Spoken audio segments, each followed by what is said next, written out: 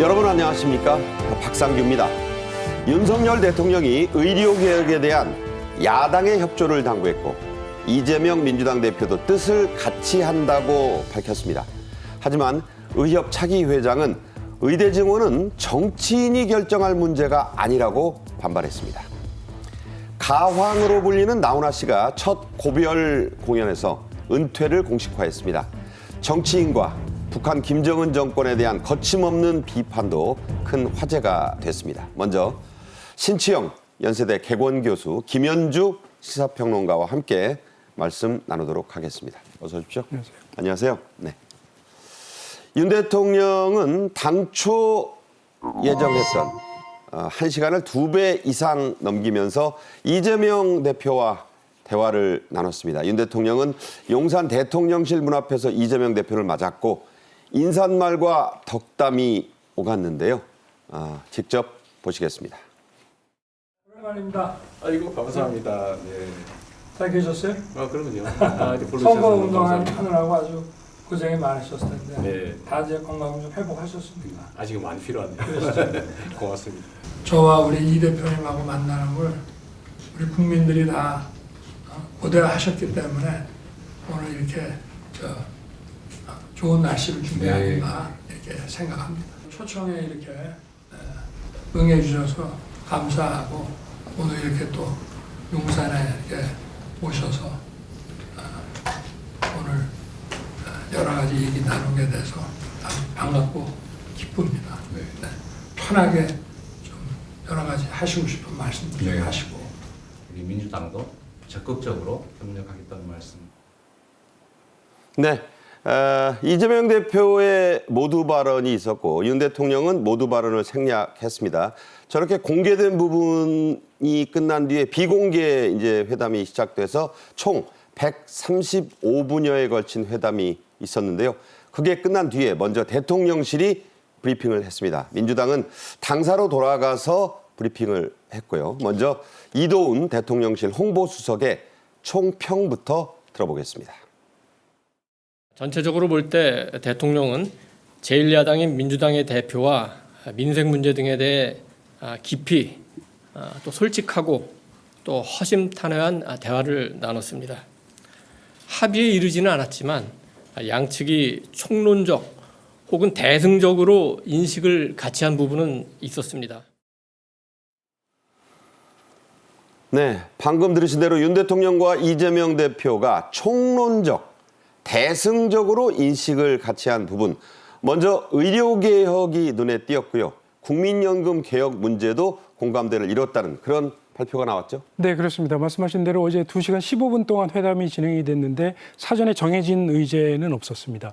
그런데 지금 현재 의정 갈등이 국정 최대 현안이기 때문에 의료개혁이 상당 시간 논의가 될 것이다 이렇게 예상이 됐었는데 조금 전 이도운 홍보수석이 얘기한 대로 대승적인 차원에서 총론적으로 합의를 이룬 성과가 있었다. 그 최대 성과로 의료개혁에 대한 큰 틀의 합의, 네. 큰 틀의 인식을 같이 하는 그런 부분을 확인을 했다라고 이렇게 얘기할 수 있겠고요.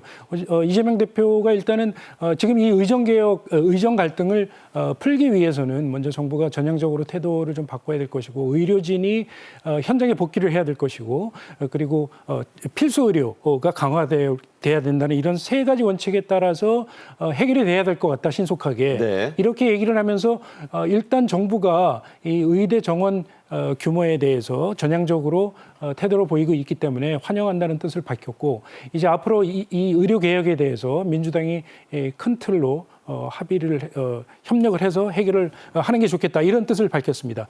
연금 개혁 같은 경우에는 조금 좀 달리 좀 봐야 될 필요가 있는 것 같은데요. 연금 개혁 같은 경우는 지금 현재 윤석열 정부가 3대 개혁 과제 중에 하나로 진행을 해오고 있는데 그렇죠. 국회에서 연금 개혁 특별위원회가 지금 구성이 되어 있습니다. 그런데 이제 아무래도 민주당이 다수당이기 때문에 민주당이 상당히 주도하고 있는 정국이라고 할 수 있는데 그 특위에서 얼마 전에 연금 개혁안을 이제 조사를 했는데 시민 한 대표단 500명을 대상으로 수기를 한 뒤에 투표를 해서 투표 결과가 나왔는데 그게 이제 지금보다 조금 더 내고 조금 더 받는 안. 이른바 50-13%죠. 그렇죠. 조금 더 받는 안이 있고 지금보다 더 내되 지금만큼만 받는 안 두 가지가 있는데 이렇게 이 조금 더 받는 안에 대해서 한 56% 정도가 나왔고 그리고 43% 정도가 지금만큼만 받는 안 이렇게 나왔는데 민주당은 더 받는 안을 가자는 것이고 그런데 국민의힘 쪽에서는 재정 안정을 위해서는 지금만큼 받는 안으로 가자고 하는 이런 좀 약간 이견이 있는 상황이어서 연금 개혁은 총론적으로는 합의를 했지만 구체적으로 어떻게 진행하느냐 하는 데 대해서는 어제도 좀 이견이 나왔다 이렇게 볼 수 있겠습니다. 네, 총론적으로는 국민연금 개혁의 방향을 같이 했으나 대통령은 계속 협의를 해보자. 그 뜻은 22대 국회에서 결론을 내자는 것으로 기자들은 해석을 했습니다. 윤 대통령은 모두 발언을 말씀드린 대로 하지 않았습니다. 이재명 대표가 준비해온 모두 발언, 모두 5,400자 분량이었는데요. 언론에 따라 조금 시간이 다릅니다만 한 18분간을 이 대표가 이걸 읽었고 윤 대통령은 경청을 했습니다. 자, 어떻게 보셨나요?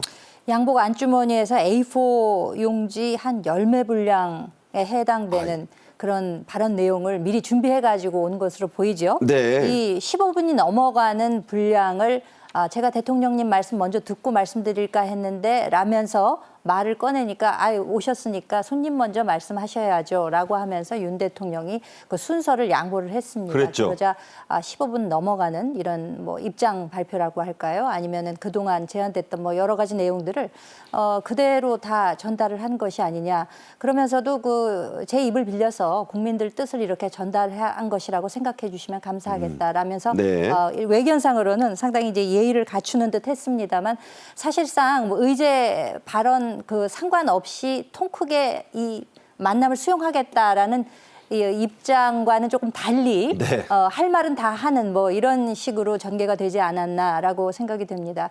이 대표의 모두 발언이 끝난 다음에는 윤 대통령이 주도적으로 그 각각 사안에 대해서 설명하는 방식으로 그 만남이 이어진 것으로 그렇게 전해지고 있고요. 예. 각 측의 평가를 보자면은 민주당 측에서는 할 말을 다 한 것으로 자평을 했고 네. 대통령실에서는 당초부터 경청하겠다라는 입장을 밝힌 만큼 손님을 예우하는 차원에서도 그 윤 대통령께서 주로 듣는 이런 장면이 특히 모두 발언을 중심으로 해서 연출이 되지 않았나라고 평가를 하겠습니다. 네.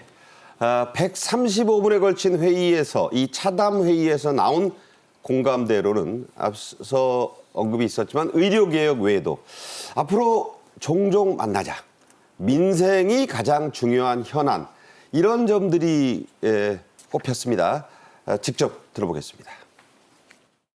첫째, 대통령과 이 대표는 의료개혁이 필요하고 의대 정원 증원이 불가피하다는데 인식을 같이 했습니다. 이 대표는 의료개혁은 시급한 과제이며 대통령의 정책 방향이 옳다. 민주당도 협력하겠다. 이렇게 말했습니다. 대통령과 이 대표는 앞으로도 종종 만나기로 했습니다. 민생이 가장 중요한 정치적, 정책적 현안이라는 데도 인식을 같이 했습니다.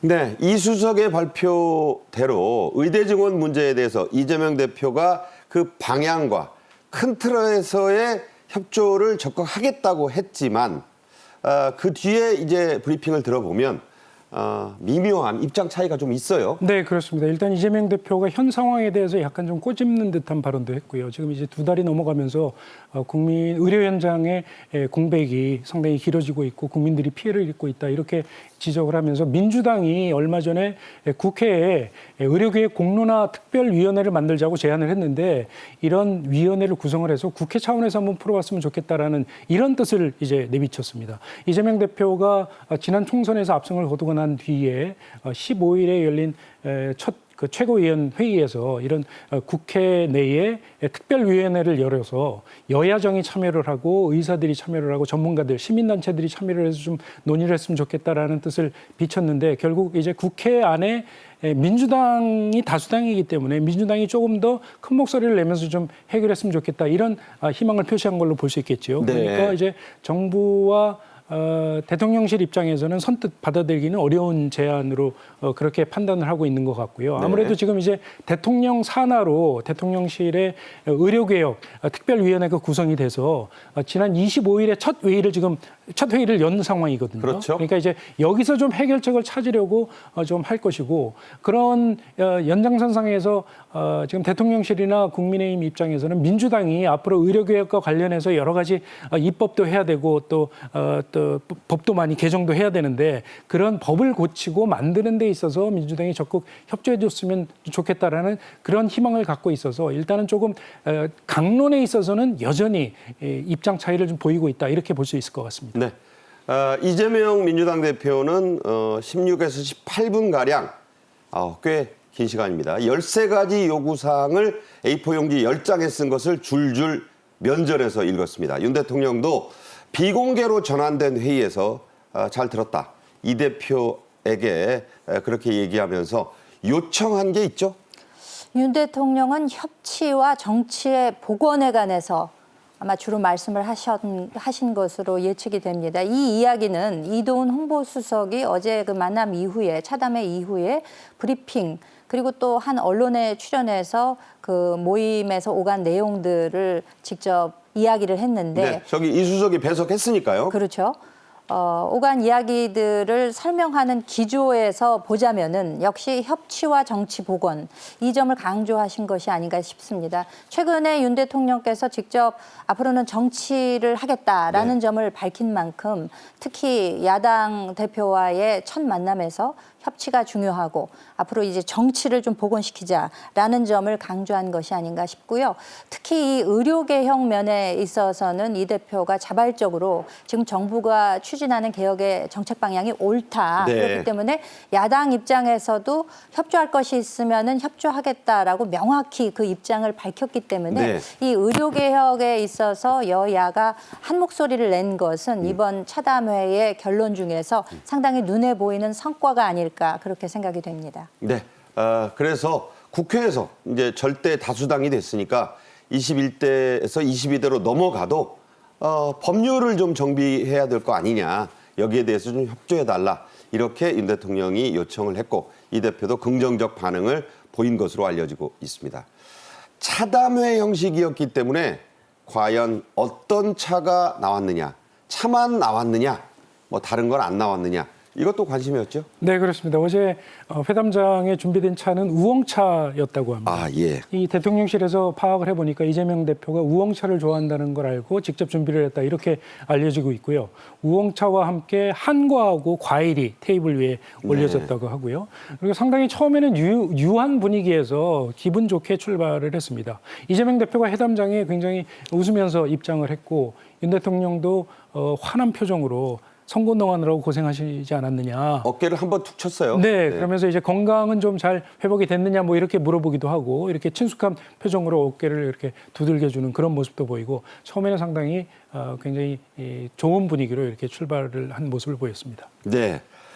대통령실은 앞으로 윤 대통령과 이 대표가 종종 만나자 이렇게 얘기했다고 밝혔습니다. 양자회담과 함께 새로 선출될 국민의힘 대표와 함께하는 이른바 삼자회담도 방식으로 거론을 했습니다. 궁금한 건요. 삼자회동을 수용할 것이냐 민주당이 이런 부분인데 김평론가는 어떻게 보세요?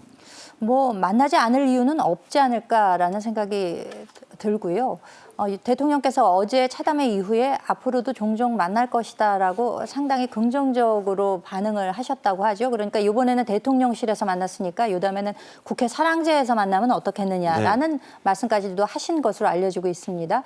사실 이번에 그 여당의 지도부가 없는 상태이기 때문에 대통령과 야당 대표와의 만남이 이루어졌습니다만 앞으로 이제 지도 체제가 완성이 되게 되면은 대통령과 여야당 대표가 함께 만나는 3자 회동 방식도 충분히 가능하지 않을까라고 예상이 되는 것이고요.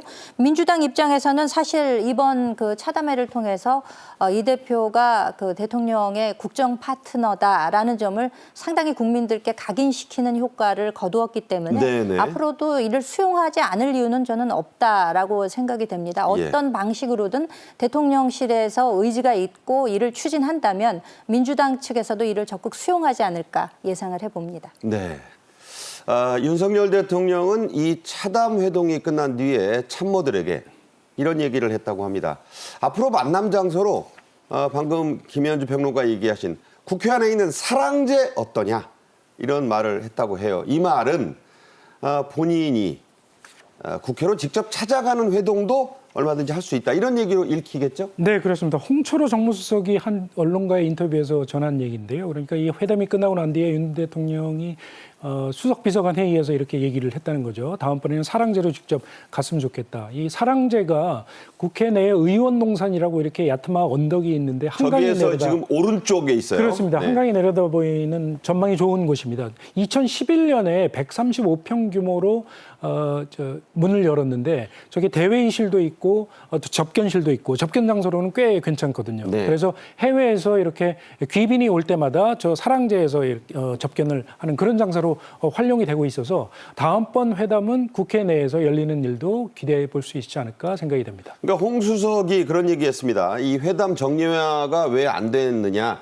좀 아쉽지 않냐 했더니 정례화 안 했기 때문에 오히려 더 자주 볼 수 있다. 자, 이것은 어떻게 해석해야 할까요? 네, 뭐 그렇게 볼 수도 있겠죠. 그러니까 이제 수시로 국정 현안이 있을 때마다 여야 대표가 자주 만나서 소통을 하고 문제 해결의 실마리를 잡고 이게 결국 뭐 정치의 행위 아니겠습니까? 뭐 그렇게 기대해 볼 수도 있지 않을까 싶습니다. 네.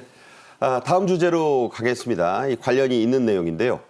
윤석열 대통령의 의료개혁과 의대 증원 방향에 이재명 민주당 대표가 큰 틀에서 공감을 했다는 사실 방금 자세히 좀 저희가 짚어드렸는데 여기에 대해서 임현택 차기 의협 회장, 지금은 당선자입니다만 이제 내일부터 회장이 되죠. 자, 이런 입장을 밝혔습니다. 애초에 기대도 전혀 안 했지만 의대 증원 문제는 정치인들이 결정할 게 아니다. 의료계는 단일 대우로 기존처럼 일관되게 대응할 것이다. 이렇게 얘기했어요. 자, 대통령과 제1당 대표를 정치인이라고 싸잡아서 얘기를 했고 본인이 전투병의 심정으로 계속 앞으로 싸우겠다 이랬습니다. 의사인데, 소아과 의사인데 무슨 보병으로 싸우겠다. 자, 어떻게 저 발언을 봐야 됩니까? 뭐 기존의 총선 전에도 상당히 정치적인 발언으로 해석될 만한 강경한 입장을 밝힌 것에 다름 아니다라고 생각이 됩니다. 그러니까 지금 이야기하는 것은 의료인만이 전문가이기 때문에 의료인들이 이 모든 것을 결정해야 된다라는 뜻을 내포한 것 아니겠습니까? 그렇죠. 방금 말씀하셨다시피 대통령과 제1당 대표가 만나서 의료개혁에 있어서 공감대를 형성하고 이를 같이 추진해 나가겠다라는 입장을 밝혔음에도 불구하고 또 특히 그 배경에는 국민 여러분들이 의료개혁에 상당히 동조하고 계시고 필요하다라는 입장을 견지하고 계시는데 네. 의료계를 소위 대표한다고 하는 분이 어떻게 저렇게 좀 오만한 태도로 일관할 수 있는 것인지, 그렇다고 하면은 만약에 정치인들이 결정할 것이 아니다라는 입장을 가지고 있다면 그럼 국민 입장까지도 무시하는 것인지, 그것에 대한 본인의 입장은 어떤 것인지 좀 밝혔으면 하고요. 지금 이 의료 정책이라고 하는 것은 국가의 근간을 구성하는 기본적인 틀이라고 할 수 있습니다. 그렇죠. 그렇기 때문에 이 정책 전문가들이 구성을 하고 또 행정, 입법 이런 것들로 뒷받침을 해가지고 의료 전반에 대해서 결정을 해야 함에도 불구하고 오로지 본인들만이 전문가이기 때문에 우리 아니면 다른 사람 말은 들을 필요가 없다라고 이런 오만방자한 태도를 취하는 것은 국민들께도 전혀 설득력을 가지지 못할 것이다. 네. 지금이라도 늦지 않았으니까 전향적으로 뭔가 태도의 변화를 보여야 되는 것은 아닌가 이렇게 입장을 촉구합니다. 네. 한편 이런 소식이 또 들렸습니다. 의료 현장을 떠나 있는 전공의 500여 명이 서울 강남의 한 그 연회장에서 열린 피부 성형 관련 학회에 아침부터 긴 줄을 서가며 참석을 했고, 거기서는 무슨 명품 백이니 또 상품권 3만 원씩을 나눠준다고 줄을 길게 섰다, 이런 보도가 나왔어요. 자, 이게 대체 무슨 얘기인가요? 네, 그러니까 한국 피부 비만 성형 학회라고 있는데요. 이 학회가 매년 이맘때에 학술 대회를 서울 코엑스에서 열고 있습니다. 네. 그래서 28일에 열렸는데 보통 한 매년 1000여 명 정도가 이 회의에 참여를 하는데, 보통 뭐 새로운 시술법에 대해서 강연을 한다든지 부스에서 새로운 의료기기나 약물 같은 것을 소개를 한다든지 뭐 이런 보톡스 행사입니다. 놓는 법, 뭐 필러 놓는 법 이런 거 가르쳐 준다면서요? 그렇습니다. 그래서 주로 참석하는 사람들은 이쪽 분야의 개원이들이 주로 참석을 하고, 전공의가 한 10% 정도 매년 참석을 했다고 하는데, 이 지난 그저께 열린 대회는 1,400명 정도로 한 400명 정도가 더 참여를 했는데, 그중에 500명 정도가 전공의였다는 거죠. 그러니까 전공의가 다 몰려간 거예요? 그렇습니다. 참석자의 뭐 35% 정도가 되니까, 이 참석한 전공의들의 얘기를 들어보니까 지금 병원에서 일을 하고 있는데 아무래도 여기에 임용은 포기를 해야 될 것 같고, 지금 아르바이트로 미용의원에서 일을 하고 있는데 미용의원에서 계속 일을 해보고 싶다, 뭐 이런 얘기들이 많이 줄을 이뤘다는 것이죠. 그러니까 이 의사들조차도 이런 상황에 대해서 이제 의료 현장을 떠나서 이런 학회에 나가서 피부 미용 관련된 분야로 나가겠다고 하니 이 필수 의료 쪽에 인력이 줄어드는 거 아니겠느냐, 이런 우려를 지금 표시하고 있습니다. 저도 저 보도를 보고 깜짝 놀랐습니다. 물론 직업 선택의 자유가 있고요. 의사들이 뭐 대형 병원 전공의로 일하느냐, 일반 의로 일하느냐, 뭐 이건 선택의 자유 문제이겠습니다만, 뭐 상품권 3만 원 나눠준다니까 줄을 길게 서고, 또 뭐 여러 가지 그 명품 경품 추첨 행사 이런 것도 했다고 하는데, 이런 부분에 대한 비판은 어떻게 봐야 될까요? 글쎄요, 뭐 이제 아무래도 의료 현장을 떠나서 지금 환자도 그렇고 환자 부모나 가족들이 굉장히 발을 동동 구르는 상황이어서 이런 모습이 좋게 비춰질 리는 없겠죠. 결국 지금 이 의료 개혁을 푸는 길은 이 갈등을 겪고 있는 정부와 의료계가 허심탄회하게 만나서 의견을 나누고 해결의 실마리를 찾는 게 중요하기 때문에 그런 쪽으로 의료계에도 좀 적극 나서야 될 거 아닌가, 이렇게 생각이 됩니다. 네. 정부는 의료 공백 사태를 하루라도 빨리 해소하기 위해서 의대 교수들에 대한 사법 처리를 좀 유예하고 어서 대화의 테이블로 좀 복귀해달라고 거듭 촉구하고 있습니다. 직접 들어보겠습니다. 관계 법령 위반인지 여부를 교수들에게 이제 법의 잣대를 들이대는 것은 저는 바람직한 방법은 아닌 것으로 그렇게 판단하고 있습니다. 전공의들의 대화 전제 조건이 원점 재검토 아니겠습니까? 그러니까 정부가 받을 수 없는 조건을 내걸고 대화의 조건을 내걸고 있기 때문에 지금 대화가 성립이 안 되는 이런 상황이고, 이러한 조건을 내걸지 말고 정부와의 대화 자리에 다시 한번 조건 없이 나와 주시기를 다시 한번 촉구드립니다. 네. 정부가 이렇게 해서 내놓고 있는 필수 의료 또 응급 당직 분야 수가 인상 방침이 있어요. 또 의대 교수가 휴진해서 발생하는 공백에 대한 대응책, 점점 올라가고 있는 전임의 등의 이 복귀율. 자, 이걸 좀 정리해 주세요. 네, 그렇습니다. 일단 지금 현재 전공의들이 현장을 떠난 지 한 70일 정도 되기 때문에 병원에 있는 의사들이 그 공백을 전부 메꾸고 있는데 상당히 피로가 누적이 되고 있는 것은 사실입니다. 그래서 의사들이 이번 주부터 당장 오늘 서울대병원하고 세브란스병원은 이 외래랄지 수술은 중단을 하겠다. 그러니까 오늘 하루를 일단 중단하는 그렇습니다. 거죠? 오늘 하루 지금 중단을 하겠다는 얘기고, 서울 아산병원하고 서울 성모병원은 다음 달부터 매주 금요일에 외래 진료하고 수술을 중단하기로 이렇게 일정을 잡고 있습니다. 다음 달이래 봐야 당장 내일부터입니다. 그렇습니다. 그러니까 이런 상황이 상당히 급박하게 돌아가고 있기 때문에 정부로서는 손 놓고 있을 수는 없고, 당장 군의관들이나 공중보건의를 현장에 투입을 하겠다, 지금 이렇게 얘기를 하고 있습니다. 전공의가 현장을 떠났을 때도 지금 일부 투입을 했는데 각 병원에 수요 조사를 해서 조금 더 투입을 하겠다, 이렇게 얘기를 하고 있고요. 말씀하신 대로 이제 전임 전임의들이라고 있는데 전임의라고 하면은 전공의까지 끝내고 자기가 개원을 하기 전에 조금 더 의료 기술을 습득하기 위해서 병원에서 한 1년에서 3년 정도 더 머물고 있는 그런 의사들입니다. 의대 교수 직전 단계죠. 그렇습니다. 그리고 이 전임의들마저 병원을 떠나면 어쩌나 하고 많이 걱정들을 했는데 최근에 이제 계약률을 보니까 주요 병원들의 계약률이 한 60% 정도 돼서 다행스럽게 전임의들은 조금 더 복귀하고 있는 그런 상황이어서 그나마 좀 다행스럽다고 얘기할 수 있겠습니다. 네. 당직이나 응급 분야의 수가도 지금 파격적으로 올리는 것들을 내놓고 있는데, 자, 의협이 계속해서 저렇게 강경투쟁만을 하면 환자들은 대체 어쩌란 건지 참 답답한 상황입니다. 신치영 연세대 겸임교수와는 여기서 인사드리도록 하겠습니다. 감사합니다. 감사합니다. 네.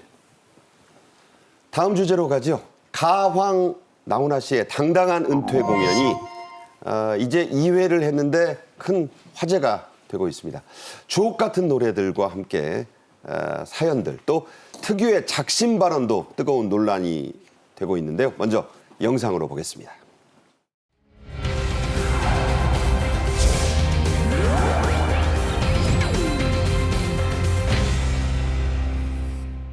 하나의 교례임을 다시금 절감하게 한 공연은 관람자들의 졸찬을 받았습니다.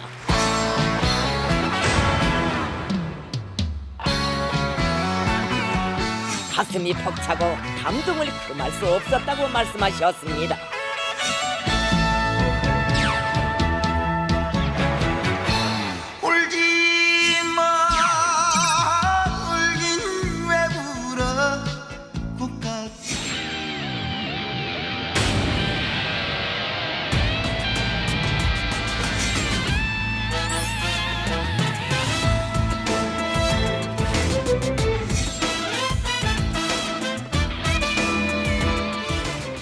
네, 이 주제에는 하재근 문화평론가도 함께하겠습니다. 어서 오세요. 안녕하세요. 네.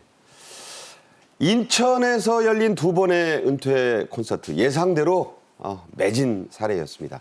자, 이제 향후 일정이 더 궁금해지는데 어떻게 돼 있나요? 앞으로 이제 다양한 공연들이 예정이 돼 있는데 일단 5월 달에 청주에서 5월 11일 날 공연합니다. 네. 그리고 18일에 울산에서 공연합니다.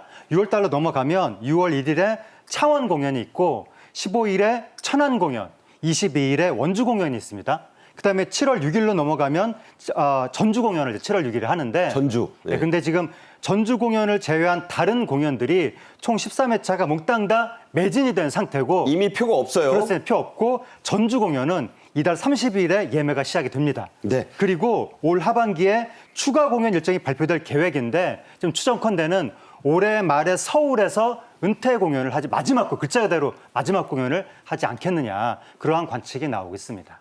이제 전주 공연이 상반기에 하나 남았는데 이것도 뭐 빛의 속도로 아마 매진이 되지 않겠냐 그런 그 전망이 나오고 있어요.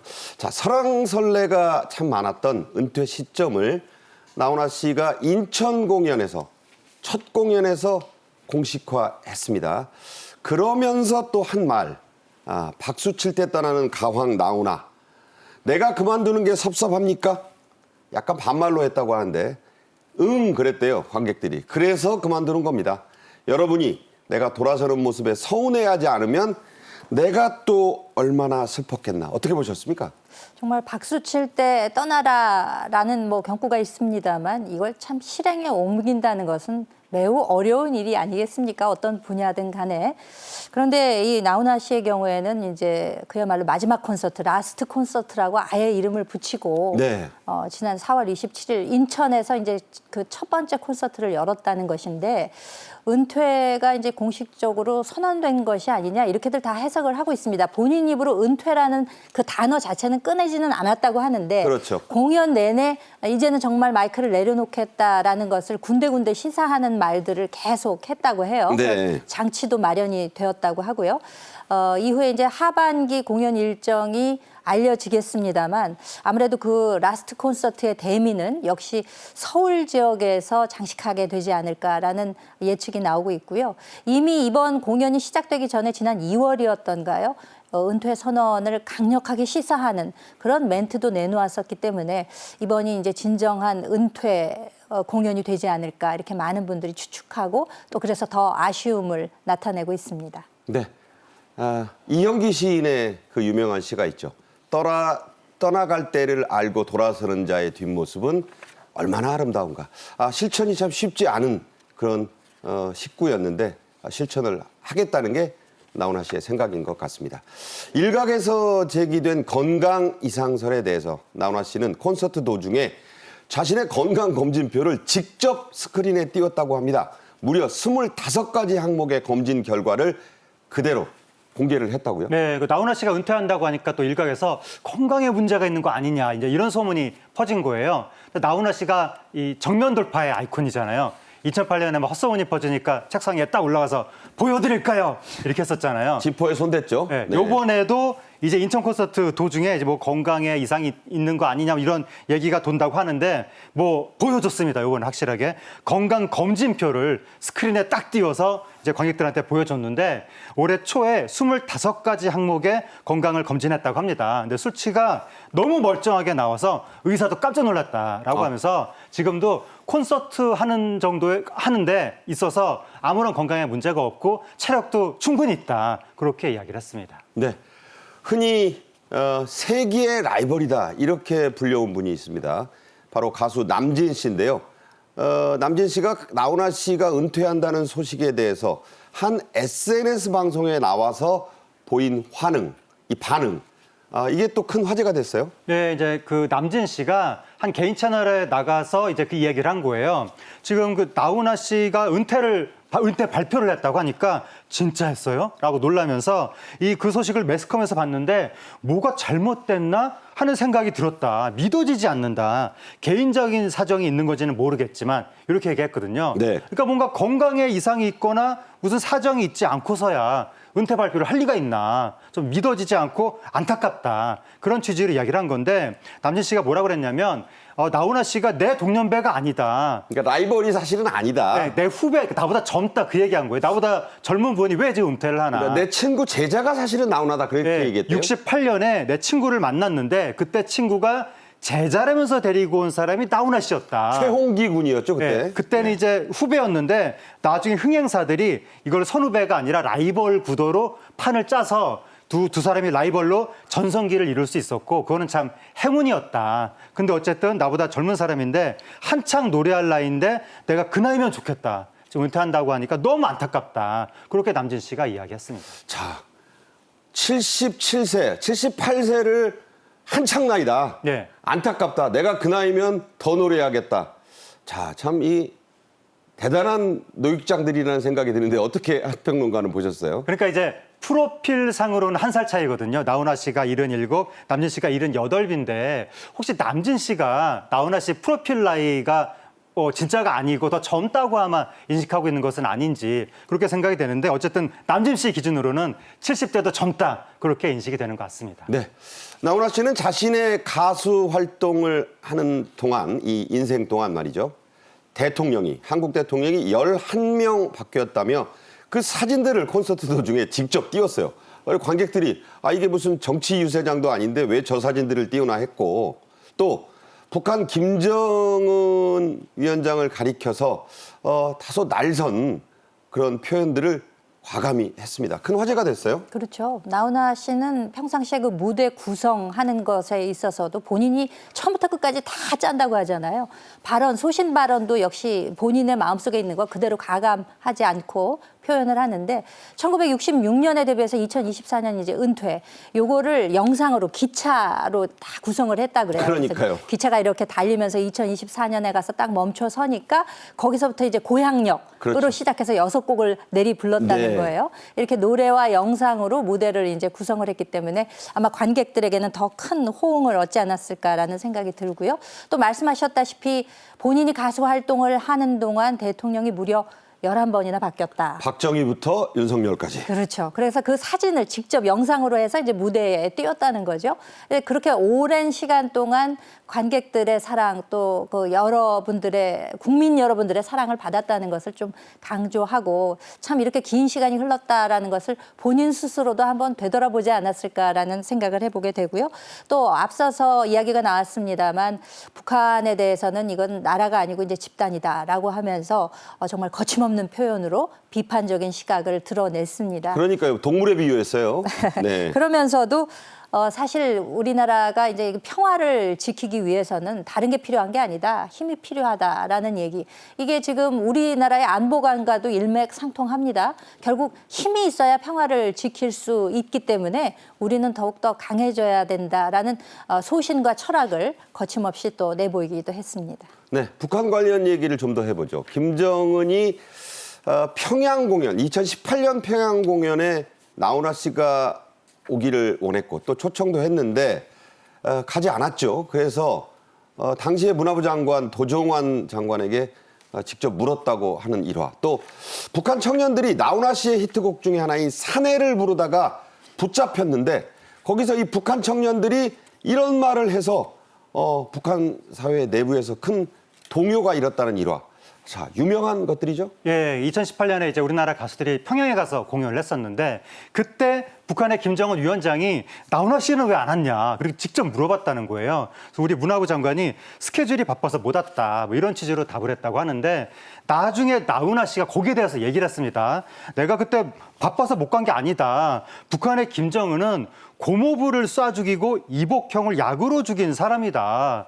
그런 사람 앞에서 이 세상에 하나밖에 둘도 없는 이런 노래가 나오겠냐라고 하면서 내가 바빠서 못 갔다 하는데 바빠서 못 간다 한 게 아니고 때리주기도 안 나올 낀데 웃지 않우. 그러니까 때려주고도 노래가 안 나온다. 때리지기도 노래가 안 나올 네. 낀데 웃작간 네. 거냐 뭐 네, 이런 그러면서, 부산 사투리를 네, 했죠. 앞에 있으면 귓방망이를 세리든지 해야지 이런 식으로까지 얘기했는데 그것도 충격적 발언이었어요. 나는 안 간 거다 못 간 게 아니라 그렇게 강력하게 얘기를 했고 그다음에 북한에서 남한 유행가를 단속을 했었는데 그때 북한의 청년들이 또 사내를 부르다 걸렸다는 거예요. 당국이 막 이제 취조를 하니까 그 청년들이 사내답게 살다가 사내답게 갈 거다. 이 가사가 마음에 와닿았다. 그래서 취조하던 보안 요원들마저 네. 저건 말 되네. 말이 되네. 네, 이렇게 그렇게 얘기했다고 얘기해서 해서 뭐 북한 사회에서 크게 화제가 됐었다고 합니다. 네, 그런 나훈아 씨입니다.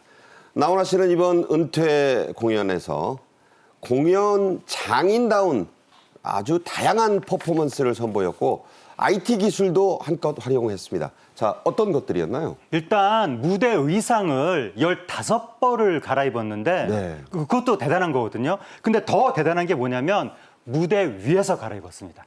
반투명막을 치고. 그러니까 그 보니까 막 뒤에서 안 입더라고요. 네, 뭐 앞에서 갈아입을 때도 있고 그런데 그러니까 그 자체가 퍼포먼스인 거예요. 갈아입는 것 자체가. 근데 이게 왜 놀라운 거냐면 이 얘기는 뭐냐면 쉬는 시간이 거의 없었다는 얘기거든요. 그러니까 무대 의상 갈아입으면서 잠깐 밖에 나갔다 들어올 때 쉬는 건데 그걸 무대 위에서 계속 다 갈아입으면 계속 논스톱으로 공연이 이어지는 거예요. 그러니까 그럴 정도로 체력이 대단했다.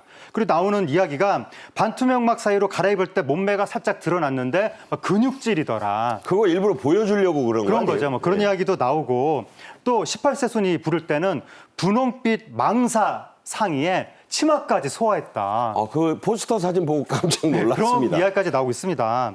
그리고 또 종이표 형태가 아니라 포토카드 형태 입장권을 만들었다고 하는데 그러니까 2030들은 요새 영화 티켓도 포토카드로 하잖아요. 그렇죠. 요즘에 아이돌 공연할 때 그런 식으로 하는데 그렇게 젊은 감각을 선보였다고 하는 거고 그다음에 처음에 무대 이제 공연 시작할 때 그때 스크린이 가림막이 있다가 쫙 열리면서 가수가 나오는 거거든요. 네네. 근데 그 순간에도 뭔가 지금 쇼맨십을 선보여서 관객들한테 관객들이 이 막을 벗겨주셔야 됩니다. 그러니까 소리를 네, 박수갈채를 데시벨을 예, 올려야 박수와 환호 소리가 기계가 100이라는 수치가 나와야 막이 열린다라고 해서 엄청난 환호를 이끄는 그러한 또 쇼맨십이나 무대 기획 이런 걸 선보였고 맨 마지막에는 드론에 마이크를 딱 달아가지고 관객석으로 보내면서 드론이 날아갔다면서요. 예, 나한테는 이제 마이크가 없으니까 나는 노래를 못한다. 관객분들이 불러주셔야 된다라고 드론을 보내면서 결국 자신의 마이크를 내려놓는다는 은퇴를 시사하면서 마지막 인사를 한 것이 아닌가.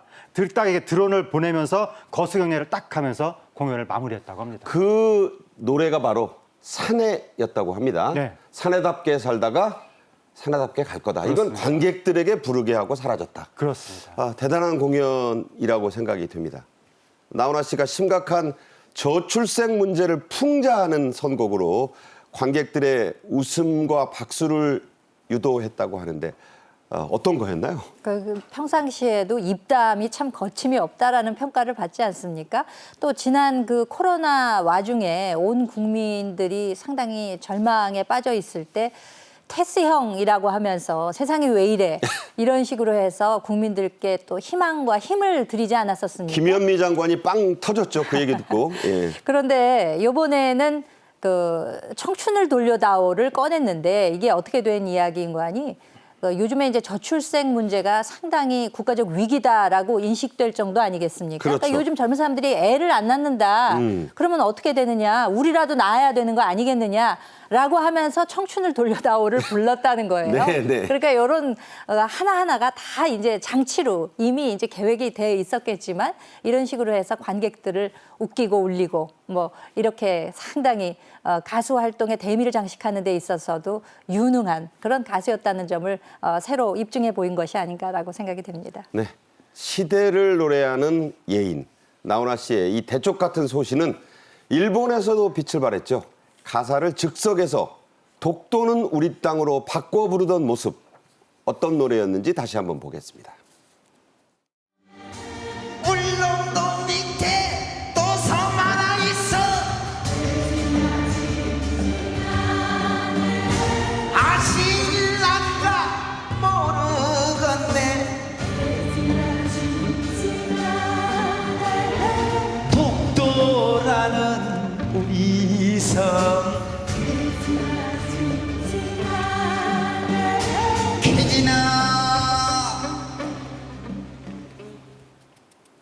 네, 도요토미 히데요시의 성이죠. 오사카성에서 독도는 우리 땅으로 쾌지나친 킹나네를 바꿔 불렀습니다. 49살의 나훈아 씨, 참 젊었군요. 나훈아 씨는 은퇴하면 연예계 쪽은 아예 거들떠보지도 않겠다고 했습니다. 자, 왜 이런 말 했을까요? 너무나 많은 분들이 나훈아 씨가 은퇴했다고 해도 안 믿거든요, 지금. 결국 뭐 돌아오시겠지. 내지는 뭐 가수 활동 안 해도 곡은 쓰실 거 아니냐, 뭐 가사는 쓰실 거 아니냐. 이런 식의 생각들을 너무나 많이 하고 있기 때문에 확실하게 선을 그은 것 같습니다. 연예계를 확실히 떠나는 거다라고 하면서 옆눈으로도 연예계 쪽은 안 쳐다볼 거다. 이제 피아노 앞에 앉지 않을 거다. 기타도 만지지 않을 거다. 책은 봐도 글은 쓰지 않을 거다. 가사도 안 쓸 거다. 그렇게 얘기를 한 건데 뭐라고 했냐면은 태어나서 직업이라고는 딱 하나 가수였다. 많이 참고 살았다. 네. 라고 얘기했는데 제가 나훈아 씨에 대해서 과거에 뭐라고 표현했냐면 이분은 자기 자신을 유배 보낸 분이다라고 표현을 했었거든요. 그랬어요. 최고의 공연, 최고의 노래를 만들기 위해서 다른 모든 걸 참고 인고의 세월을 보내왔다는 거죠. 그러니까 그거는 나훈아 씨가 완벽주의자이기 때문인데 대충이 없는 거예요. 그래서 적당히 뭐 살다가 적당히 공연하고 뭐 적당히 좀 쉬다가 이게 아닌 거예요. 하면 완벽하게 하는 거고 그만두면 완벽하게 그만두는 거지 중간이 없기 때문에 이번에 은퇴 발표하면서 연예계 쪽은 쳐다도 안 본다. 이렇게 확실하게 선을 그은 것 같습니다. 네. 일기장을 쓴 게 무려 48권인데 은퇴하면 이 48권의 일기장도 더 이상 안 쓰겠다. 일기 요새 저렇게 꼬박꼬박 쓰는 분 드문데 대단하다는 생각 해봤습니다. 나훈아 씨가 밝힌 자신의 은퇴 후의 삶이 세간에 또 화제가 되고 있습니다. 자, 어떻게 살겠다고 했습니까? 자, 하재근 평론가님. 네, 나훈아 씨가 뭐라고 그랬냐면 안 가본 데 가보고 안 먹어본 거 먹어보고 안 본 거 볼 거다. 내 다리가 멀쩡할 때 나 하고 싶은 거 다 할 거다. 힘들게 번 돈 다 쓰고 죽어야 된다. 이렇게 얘기했거든요. 돈 많이 벌었는데. 네, 근데 지금 많은 분들이 저런 은퇴 생활을 꿈꾸고 있거든요. 나도 안 가본 데 가보고 안 먹어본 거 먹고 싶고 예. 이런 생각하는 분들이 굉장히 많거든요. 그래서 많은 분들이 지금 나훈아 씨가 은퇴한다고 하니까 안타까워하면서도 요 말만큼은 뭐 안 가본 데 가고 이런 거 다리 멀쩡할 때 하고 싶은 거 다 하고 싶다. 이런 식의 말만큼은 나도 저런 은퇴 생활 누리고 싶다라고 공감하는 분들도 많이 나오고 있습니다. 네. 누구나 저는 은퇴 후의 삶을 꿈꾸는데 이유는 그렇게 풍족하게 쓸 돈이 좀 있어야 될 텐데 하는 생각은 개인적으로 해봤습니다. 팬들의 안타까움은 극에 달하고 있습니다. 은퇴는 국민투표로라는 그런 피켓이 공연장 곳곳에 등장을 했다고요? 그렇죠. 뭐 팬들 입장에서는 정말 너무 안타깝고 아쉽고 하는 그런 마음이 있지 않겠습니까? 그러니까 특히 부산 경남 지역 팬들을 중심으로 해서는 기장갈매기는 계속 날아야 된다. 이렇게 이제 피켓을 들기도 했고. 기장갈매기가 나훈아 씨 별명이에요? 그렇죠. 그 노래도 있었죠. 최근에 발표한 노래가 기장갈매기가 있었습니다. 또 은퇴는 국민투표로 결정을 해야 된다. 네. 이런 간절한 마음을 표시하기도 했고요.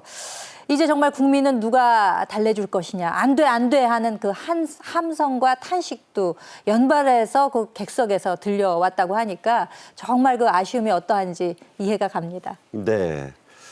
암표도 기승을 부릴 것으로 보이고 이미 기승을 부리고 있습니다. 중고 암거래 시장 아주 들썩이고 있고요.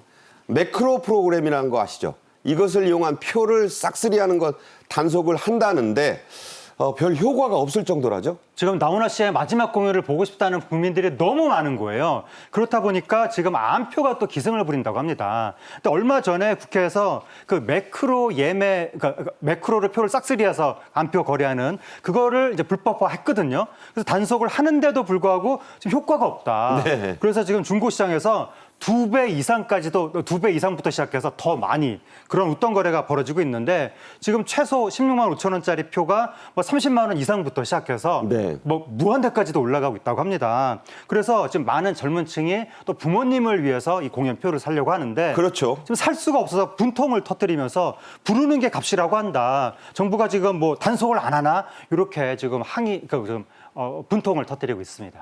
네. 뭐 단속으로 막아질 일은 아니겠지만 줄 서고 밤샜는데 표 한 장도 못 구한다는 건 문제가 있어요. 그러니까 저는 이게 매크로를 쓸 경우에 단속한다고 하는데 그런 거 따지지 말고 콘서트 표를 웃돈 받아서 매매한 행위 자체 그 일체를 불법화해서 단속하면 좋을 것 같습니다. 네. 잘 들었습니다. 김현주 시사평론가, 하재근 문화평론가와 함께 말씀 나눴습니다. 잘 들었습니다. 감사합니다. 고맙습니다. 네.